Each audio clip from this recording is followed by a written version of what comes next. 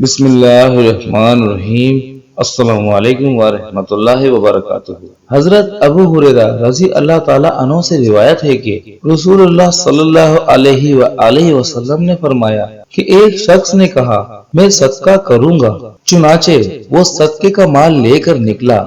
اور اس کو ایک چور کے ہاتھ میں دے دیا۔ لوگ اس کے بارے میں گفتگو کرنے لگے کہ چور کو صدقہ دیا گیا، تو اس نے کہا اے میرے اللہ، تیرے ہی لیے تعریف ہے، میں صدقہ کروں گا۔ چنانچہ وہ صدقہ لے کر نکلا اور ایک زناکار عورت کو دے دیا، تو لوگ اس کے بارے میں گفتگو کرنے لگے کہ ایک زناکار عورت کو دے دیا گیا، تو اس نے کہا اے میرے اللہ، ایک زناکار عورت کو دینے پر تیری ہی تعریف ہے، میں صدقہ کروں گا۔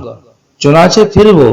صدقے کا مال لے کر نکلا تو ایک مالدار کو دے دیا، تو لوگ اس کے متعلق گفتگو کرنے لگے کہ ایک مالدار کو صدقہ دے دیا گیا، تو اس نے کہا اے میرے اللہ، چور، زناکار عورت اور مالدار آدمی کو صدقہ دینے پر تیرے ہی لیے تعریف ہے۔ چنانچہ وہ صدقہ مقبول ہوا اور اس سے کہا گیا کہ چور کو جو تم نے صدقہ دیا وہ اس لیے مقبول ہوا کہ شاید وہ چوری سے باز رہے، اور زناکار شاید زنا سے بچے، اور مالدار کو شاید عبرت ہو، اور جو اس کو اللہ نے دیا وہ اس سے خرچ کرے۔